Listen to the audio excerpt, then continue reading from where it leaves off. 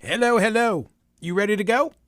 Michigan pro and college hoops are back. Actually, I want to talk, it's Play Gun Lake Casino and Sportsbook app, and I thank you very much. I actually want to talk about Jim Harbaugh. I'm paying attention now to this whole situation with his suspension and wondering if he'll be reinstated by Saturday's game, which is, I think, at Maryland. And what's interesting when you read in about Harbaugh, it's the travel policy, not a spying policy. It's a little complicated, and I don't think that punishment is going to hold up. I'm just saying. Bet more than the score, Michigan. Bet player performances in hoops and in basketball. The Pro Basketball 2023 in-season tournament is underway. College football Friday night, Colorado 4.5-point underdog at Washington State. College football on Saturday. Yeah, as I said, Michigan, a 19-point road favorite visiting Maryland. Now, see, where I wonder if Harbaugh is going to be overturned, maybe I need to lock in on Michigan to cover. I think I'm going to do that. I think I'm going to do it. Will you remind me? I will remind you. I'll whack it up and give you a slice if it plays out. You heard it here first. Download the Play Gun Lake Casino app right now and also play for your favorite casino games right now at your fingertips. Odds and bets and slots and games, it's all right there. Play Gun Lake, new users only. There's a casino bonus that they'll award you. It's got to be wagered. Terms and conditions apply. See the website at playgunlake.com for details. Got to be 21 and in Michigan. Gambling problem, call 1-800-GAMBLER or Michigan Problem Gambling Helpline 1-800-270-7117. Time now for headlines from Smerconish.com, the Thursday edition of the newsletter. Well, TC, in the span of being together for the last 7 years, as they say, we have talked about everything. By the time we finally finish every subject, then we're done. Oh, is that what it is? Yeah. Okay, so is today? We're crossing something off the list today. Oh. We're crossing a biggie off the list today that we have never discussed. How big? We've never discussed privately, publicly, in any forum. The 3 Ps. The 3 Ps, that which you should put in the commode. And what are... Only the 3 Ps. What are the 3 Ps? Well, paper is one of them. Everybody knows the other two. Everyone knows the other two. Yeah. And that's it. That's all you should put. Yeah, and why am I talking about it? Why on earth are you talking about it? Because there's an editorial in the LA Times that caught my eye about the 3 Ps. Alas, modern life is much more complicated and the conversation far more difficult, though fundamentally important for health, safety, and good manners. The last century has given us 3 new Ps to contend with. What? What are the 3 new Ps? Plastics. PFAS. And pharmaceuticals. PFAS? PFAS are per- and polyfluoroalkyl, I did it right, substances which are known popularly as forever chemicals. They're associated with a host of bad health effects, taint the drinking water of numerous communities. Drugs, pharmaceuticals now, meant to treat deadly disease in human beings end up causing illness in other creatures. When discarded, they leach into the water. People are dumping, no pun intended, things they should not be. Okay, didn't mean to say that. But so they're getting rid of their pills. Getting rid of pills and PFAS and plastics. And it's not good. No, it's not good. It's not good. Come on, people. And by the way, here's the part that also caught my eye, because I talk often about how we joke about California, and then California's on the vanguard, and like what California does, the rest of the country does. California currently hammering out new regulations that will govern the operation of a new generation of water purification and recycling technologies, and those systems will be major steps forward in terms of health and safety. There's something else that California is doing. Yeah, here it is. One of the solutions to the conundrum are so-called extended producer responsibility laws, in which manufacturers are forced to assume liability for the end of life of their products. And California has passed a number of such laws, including the Paint Stewardship Program and Senate Bill 54, sweeping plastic packaging reduction bills passed last year. The third P of the conventional Ps, you got the 2 and then paper. Here's a complicating factor. toilet paper. Oh, the soft plushy stuff isn't good for you. Right. Is made to dissolve, but there are arguments and lawsuits over some other products labeled flushable. Baby wipes and moistened cleaning pads, for example, that municipal sanitation agencies say are clogging sewer systems and cost taxpayers and ratepayers millions of dollars. Even if they say flushable, they're actually not? According to some, they're not good for... Well, I can't give you a definitive answer because the manufacturers would say otherwise. But they're not paper. How about this? Right? How about this? According to the LA Times, the basic rule remains sound. Flush only the 3 Ps for now. Everything else has to go into the trash, though we need to recognize the hazards that filling our landfills continues to cause and move quickly to a more sustainable system. Your thoughts? Thank you. Thank you so much, Michael. Well, you know what I'm sitting here thinking of? Yeah. I'm thinking of how you almost came this close to getting kicked off the radio because someone wanted to give you a Toto toilet 100 years ago.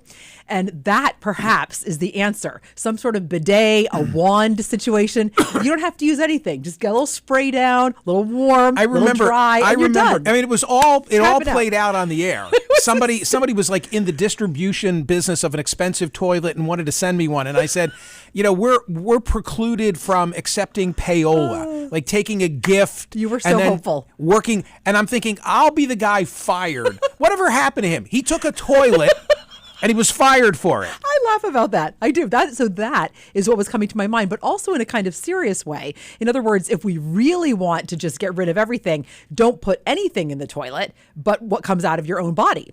Yes, that would also be true. Yeah. Yeah, but you got to, clean yourself up and so forth. I know, but the fancy ones have air so that you can do like water and soap and air. How about that?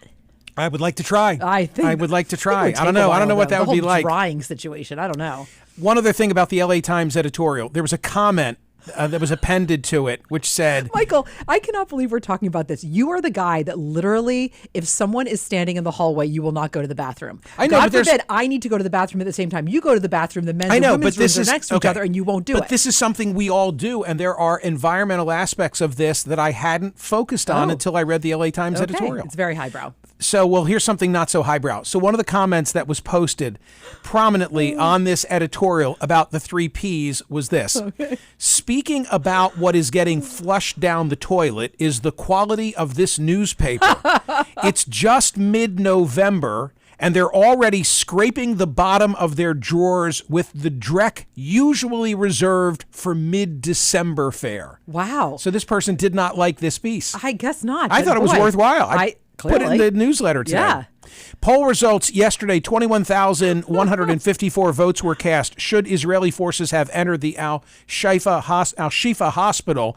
86.73% said yes, they should have. I got to tell you, and this is a developing story and may change depending on when you hear my voice or watch me on YouTube, but page 1 above the fold in today's New York Times, all about this. Israeli capture of hospital may shape the course of the war. It points out that thus far, as of the time they went to press, there were 13 guns that were seized by, well, I'll read the paragraph. 18 hours after the raid on the hospital began, Israeli military released photos and video that said backed its assertions. It distributed images of 13 guns that it said its soldiers had discovered in the hospital. The Times also, I think, correctly frames this. What Israel finds or doesn't find in the hospital could affect international sentiment about the invasion and influence the negotiations taking place on freeing more than 200 hostages. 13 guns isn't going to cut it in the court of public opinion. I'm not defending having 13 guns in that hospital, but for the sake of the IDF, I hope there's a lot more given how they've defended the incursion into Al-Shifa. What else? Today's poll question. Love today's poll question. Do you agree with Nikki Haley? Every person on social media should be verified by their name. I have to note, as I've been noting, she initially said these things on Fox News, then backed off a bit when she was roundly criticized from conservative opponents. What did she initially say? Every person on social media should be verified by their name. It's a national security threat. When you do that, all of a sudden people have to stand by what they say, and it gets rid of Russian bots, the Iranian bots, et cetera, et cetera, et cetera.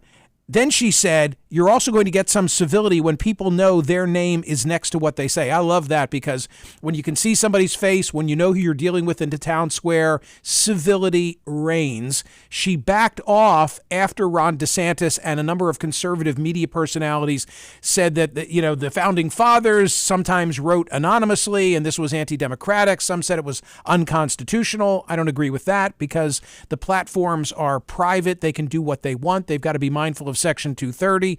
Yada, yada, yada. Go vote. Today's poll question at Smerconish.com. Do you agree with Nikki Haley that we ought to know your identity online? And one other thing, and to the boys at Creative, don't do it yet. It's Daniel directing today? Okay, so don't do it yet, Daniel, but I just want to say something. Tuesdays, Wednesdays, and Thursdays in the daily newsletter, we have exclusive content, award-winning editorial cartoonists drawing exclusively for my readers. And, it's like a Benny. It's a Benny of being a subscriber to the Smerconish Daily Newsletter, right? Right. And I don't want to Exclusive. And by the way, the Daily Newsletter is free. Right. But I don't want to give it to everybody every other day. Sundays you get to see everything the whole thing from the week. Thank you, Alice. She wrote that in YouTube to remind me. Yes, thank you, Alice. We do. That's right. So today's cartoon from Steve Breen is such genius that for the benefit of those who watch us on YouTube, I want to show it. Okay, put it up and let everybody see, and we'll describe it for the radio audience. So what you'll see, there it is. So it is, you describe it, TC? So it's a hot air balloon with a white hot air balloon that says DeSantis in blue with an American flag over it. And it has been punctured by a stiletto high heel that says Haley on it. And if you down it goes. And look at the face of who is floating in the balloon. It's Ron DeSantis. It's amazing. The DeSantis. It is so it's smart. Perfect. Punctured. Yeah. And it's just so simple. I mean, this is why I love editorial cartoons. Yeah. You look at that, and first of all, it's funny. Yeah. It's funny, and it tells you exactly what is going on in the Republican nomination fight as between these two. It's a perfect snapshot of all the polling that's going on today. Oh, what my we're God. seeing going on in New Hampshire. Oh, my everything God. And it's just brilliant. Brilliant. Yeah.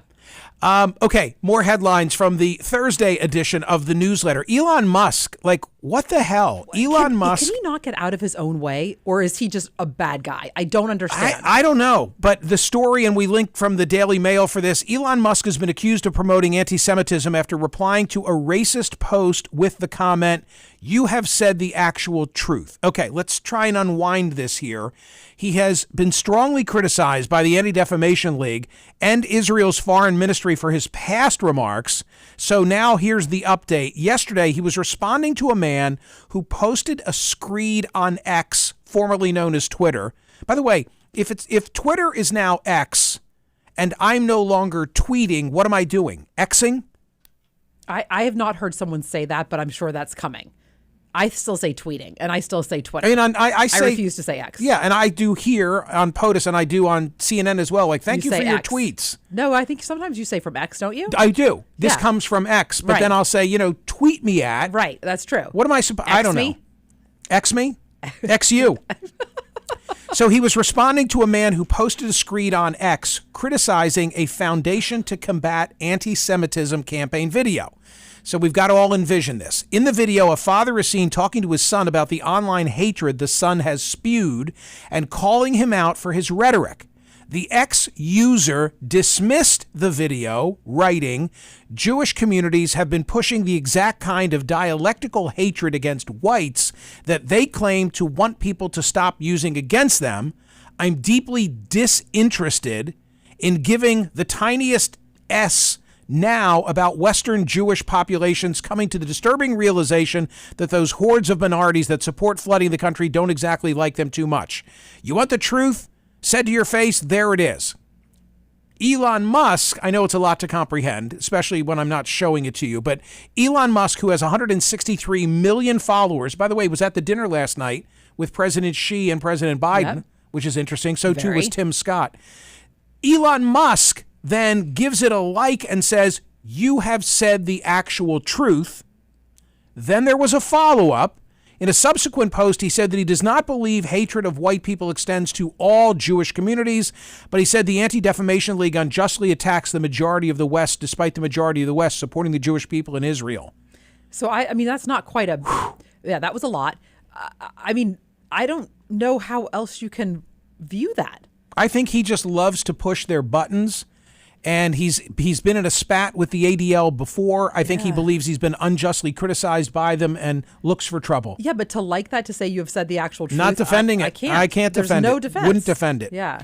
Okay, headline, Vatican confirms Catholics still forbidden to join Masonic lodges. Yeah, what's up with that? What's wrong with a Freemasonry? I'll tell you, right. So my dad was a Freemason. Okay, wait. Is Woody a Freemason? Isn't your father Catholic? No. Oh, he was not Catholic? No. Oh, so he was allowed. So this is kind of funny. And I remember, like, my dad, I don't understand the world of Freemasonry. There's a secretive component to it, but I know that you pursue degrees and that he was very far along as a Freemason when he was active in that organization. They legit have secret handshakes, right? I don't know. He was always proud of the fact that so many American presidents were Freemasons. George Washington was a Freemason, and I think the earlier presidents were largely Freemasons. I think Gerald Ford was a Freemason. Again, I don't understand the world.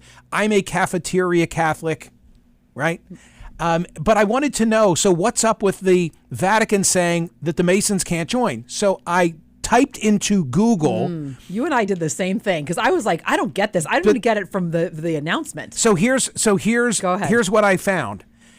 And there's a punchline to this. The Vatican today reaffirmed the centuries-old prohibition against Roman Catholics becoming Freemasons. A statement from the yada, yada, yada of the, the former Holy Office said there is no change in church law that bars Roman Catholics under penalty of excommunication from joining Masonic organizations and similar secret groups that it sees as rivals to religion. Funny thing is, what I just read to you was from 1981. And it's the same thing. Same thing. So apparently, like every Nothing's 20 changed. or 30 years, they just reaffirm. They're just reaffirm. No, we still don't want you joining the Freemasons. Fascinating. So there's that. Follow-up impact segment of the program. Yesterday, we had great fun. The amuse-bouche was to talk about Jesse Ventura and how he wrote a book about JFK. He doesn't think that Oswald did it, doesn't believe the Warren Commission. We ended up debating the issue. He apparently wants me to debate him again on this issue. Definitely. I'm not an expert. Substack. I'm not debating Jesse, but he's welcome back on the program. Today, there's a story that says that JFK's ER doctors are sharing new assassination details. The short version is what, TC? And the short version, according to, this is a piece by Jacqueline Luth, who's the executive producer of the new documentary, JFK, What the Doctor Saw. And what she says is that there were discrepancies, that she talked to 7 of the doctors, and they all agree that the way the president looked at Parkland did not match the autopsy photos. How are they still alive? I don't know what that means. How are they still alive? But evidently, she thinks there was a cover-up and the public has not been told the truth. I thought 72 was like the new average life expectancy for 73, as we discovered yesterday.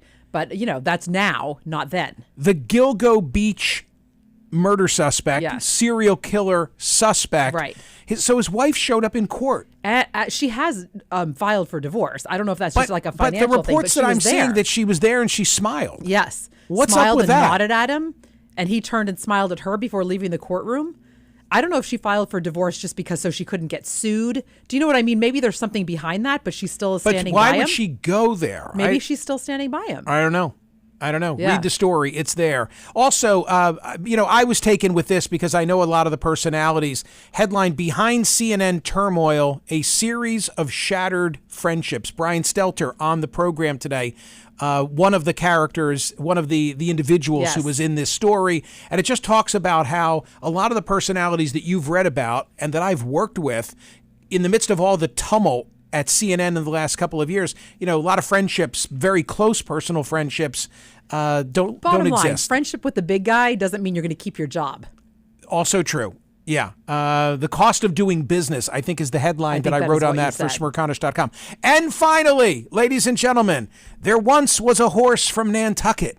Finish the sentence. How is this possible? Tell it. By the way, we finally have a piece from the Nantucket Current in the newsletter, which is fantastic. Was it given to us by the man from Nantucket? Evidently, this is a lead. Yeah. An international cargo plane was forced to dump nearly 6,000 gallons of fuel over Nantucket Sound in the waters east of Nantucket after a horse got loose inside the aircraft during the flight from New York to Belgium. You could not make it up. That is what happened. They had to dump it and begin circling maneuvers 10 miles west of Martha's Vineyard because they had a live animal, a horse on board, and it escaped its stall, and they had to return to New York because they could not get the horse secured. Why is a horse being flown from New York to Belgium? Probably to show. Don't you think? I don't know. Either for sale or to show or something fancy. So they had to make an emergency landing. They had to go back. Because the horse was loose. Yes. And now to make the emergency landing, they needed to dump all that fuel. Correct. So it made the Nantucket newspapers. Also, the other thing that was in the Nantucket newspapers when I was on there looking for this was they're starting to prep for the president's Thanksgiving visit. Things are starting to arrive, security, et cetera. So that's something to keep an eye on into next week. Kelsey, the top trending dog name in America for sport naming purposes. Correct. So for sport naming, Kelsey is leading dog names. There you go. Yep. Kelsey up 135%. I wonder why.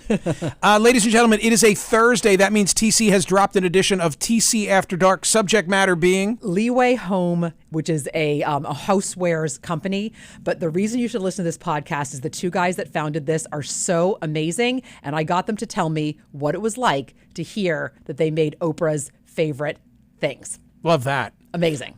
Gang, listen to TC After Dark, wherever you get your podcasts. Subscribe to the newsletter. You're already subscribed, aren't you? Okay. See ya.